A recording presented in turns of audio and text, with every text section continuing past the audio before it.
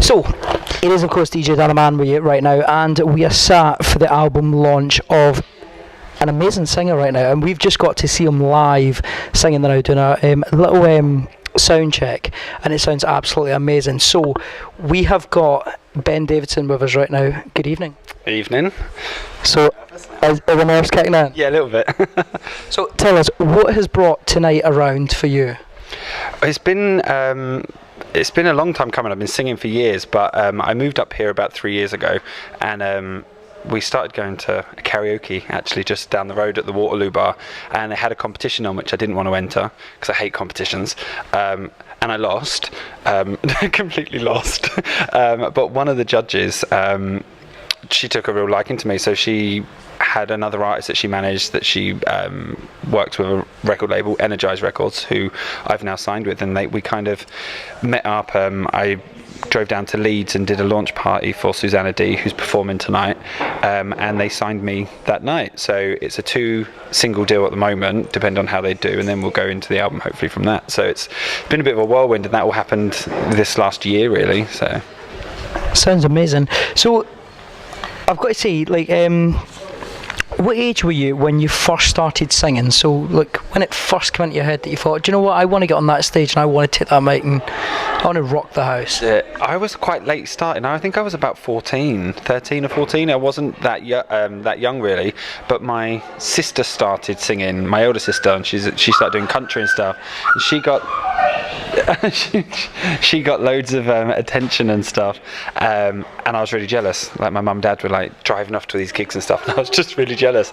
So I stole a karaoke machine and taught myself in the bedroom, just basically. When he says stole a karaoke machine, he borrowed it with the intent to possibly hand it back. My sister's, from her room, so I didn't actually steal it from a pub. Took it from my sister's room and sang her Take That songs. So, in the process of growing up, who is it that you would have looked at on the TV, like on the music channels, and thought, do you know what, they are really amazing and they really motivate me to do what I do? Who's your inspiration? I've got to say, mine was Michael Jackson for my job, but what was yours? Good. I had a few. They were mainly women singers. You heard me sing earlier, so I have a bit of a girly, range as it is. I sang a lot of girl songs. Mariah Carey was my biggest inspiration as a kid. I know most of the gays hate her as well, but I was like crazy obsessed with her. Bear in mind, we're talking like 97, so it was the Butterfly era as well, which is obviously one of the best albums. She was incredible, and later years it was people like George Michael. Obviously he had such a soulful voice, obviously he was gay as well, so that kind of helped me with coming out and stuff, and people like Kelly Clarkson. I think my single's very reminiscent of her Breakaway album with like Since You Be Gone and things like that. So lots of loads of people I could go and go if I'm honest. But I've got to say, look, for a song coming out, and you've just admitted Mariah Carey. Obsessed with Mariah Carey. Do you know, for a few years when I first started singing when I was about 17, my stage name was Ben Carey. I grew out of that. I thought that was a little crazy, but yeah, I was. I think we're going to edit the fact that he mentioned Mariah Carey out, But Mariah, she forgot. Did you see the performance at New Year where she forgot the words and she handed the mic out to the audience? The words. Her headpiece wasn't like, she couldn't hear herself. You like, even singing up there tonight, if the monitors aren't on and you're not getting your vocals back, you're not going to hear the music, so you'll be singing all over the place. It's a typical fan. He's defending her right now. Okay, so we've got a few questions that obviously fans have sent in to us, because you've got quite a little bit of people behind you now that's enjoying your music, they're loving what you're doing, and they see you as an inspiration. So obviously, what is it that when you see people that are supporting you, what is it you think of instantly? What is your inspiration from them? I just try and be really humble, because I remember being that Mariah fan and things like that, and aspiring to those people, but they are just regular people, so I would never want to be one of those people that just didn't say hi or stop and have a chat and have a photo and things like that. And being at the local around here, and there's lots of charity events now that go on, I'll always perform, I always get up and sing, just be real. I don't like it when people don't acknowledge that. So the inspiration is to make as much contact and be as humble as you can, really. Just a normal guy. So you're going to be the male equivalent of Ariana Grande then? She's really good as well, actually, but Possibly, yeah, because she's dead down to earth, I think. Yeah, I'd like to think so. Someone like Ollie Mersnett, you know, they're just the same. They haven't changed ever since you've seen them kind of, you know, start doing stuff in the public eye and stuff. So I would just like that. So up until now, your journey's like you've done a lot of things in the past. Like we were speaking obviously before we started filming, and one of the things you were saying was you've tried X Factor, you've tried The Voice, and they wasn't interested until you done a song that actually took off. And it sounds really bad, but for people at the X Factor or The Voice, they didn't pick up on you straight away. I think it's quite sad, but look, obviously, what has been your best moment from the minute you got on the stage and started singing to this present time? It's going to sound really cliche because it is tonight, but I think tonight, I used to sit as a kid, even when I did boy bands and things like that, and I would sing, and I started toying with writing my own stuff and that, and I always used to have that thing, because you used to remember back in the day, like, you know, the early 90s and stuff, when the singing was really taking off, they always had these big launch parties and showcases, and I always thought, I'd love to have that one day, like, you know, you have that stage just yourself, and you have some other people singing, and you get to showcase all your songs. That was like such a dream, and to be doing that tonight and actually have the support of, you know, a record label. I've got an amazing management as well who's done so much for me. That's just kind of, it blew me away. So it feels very surreal. Even now I'm kind of like, it's kind of a bit weird. So I've got to ask, where do you see yourself in a year or two? Is the question that we've been asked to ask you. I'd like to still think that I would still be singing and still recording, hopefully performing a bit more, because I've not done as much performing. I used to do quite a lot of Pride gigs and stuff, so I'd like to get back out there and actually start connecting with people again and on a bigger audience, yeah. Sounds good. So the main question, and this is the one that's going to be good for you, for anyone that's watching this right now that's like, who's Ben Davidson, what's it he does? Obviously if you've watched it this far you should have kind of clicked, but anyway, where can people go to hear you in action? Well, as I said, hopefully I'll be performing a little bit more. I've got some gigs coming up in Brighton and in London this weekend to promote the chain, but you'll be able to buy my stuff on all digital platforms, so iTunes, Spotify, Amazon, YouTube, you know, all of those kind of things. So just Google me, I guess. Google me. Have you ever Googled yourself? Yeah, of course. But it's all stuff I've put up myself, so it's like, oh, I already know that. So it's not really worth much. We're not going to lie, we've done it as well. Okay, so I've got to say that we've been told a lot of the stuff that you do is from yourself. It's not been pre-written. It's not stuff from other artists or anything like that. You don't steal other people's stuff. It's your own stuff from start to finish that you do.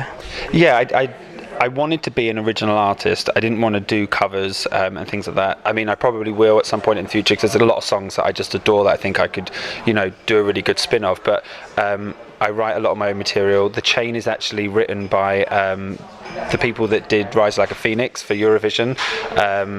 So it's Thomas Lip and Charlie Mason, and it was produced by a guy called Daniel Volpe, who's absolutely incredible. He's also done my second single, which is really good too. But I've written and produced my own stuff in the past. There's stuff on iTunes already, and we've actually gone a bit nostalgic with this. So we've put a B-side on the single, because nowadays people don't tend to do that with CDs. So we've decided to put an original track, and it's a track I wrote in 2004, but it's stood the test of time. It's a ballad. It's called Letting You Go, and I wrote and produced that with one of the guys I used to be in a boy band with called Tyler Earl. So yeah, so you're getting a bit of someone else's work and a bit of my own. So yeah, I'm really fortunate that I've been able to have that input. Not every artist does, so it's good.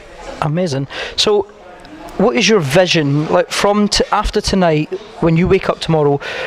What do you hope you're going to see in the next couple of years from your career so far? Because I think tonight, so far, from the set list I've been given, everything looks as if it's ready to rock it tonight and go really, really well for you. And you've got one of my idols here tonight, so I'm starstruck as well. Obviously, I'm starstruck at Ben's here, but you know, at the same time, like, where do you see your vision in the future? Yeah, I'm lucky. I'm surrounded by really good people. You know, as Nicky French, who you've just touched on, is here supporting me. She actually came in the studio with me when I recorded the single as well, and we worked on the vocals together. She gave me loads of good tips. I mean, she's been in the industry for so long. So, I mean, I would love to still be singing and recording. I'd like to do a full album and have that released. Maybe go on, you know, a tour around the UK and things like that. To just still be performing in 10 years would be incredible.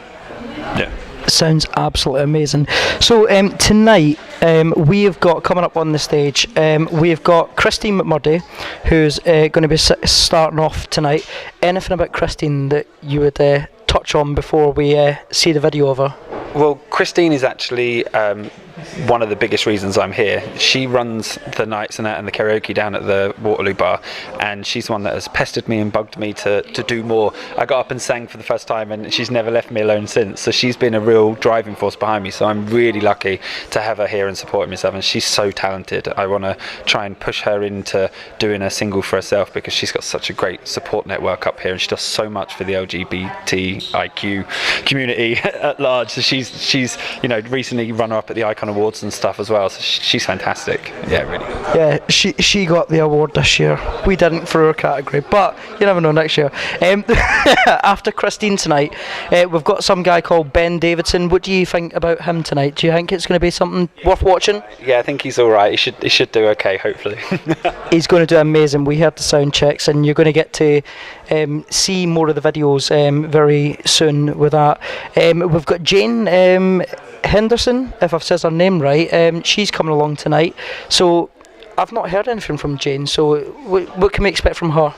Jane is a powerhouse diva. I mean, she has got pipes for days. She can really, really sing. And she's just done the Divas concert up here in Glasgow. I don't know if you went to that. She was one of the featured divas on that as well. She's had to stand in, actually, because one of our other artists has taken really ill. So she's jumped in like a complete lifesaver. But, I mean, her vocals will just blow you away. I'm not sure your speakers will even hold the massiveness of her voice. She's amazing.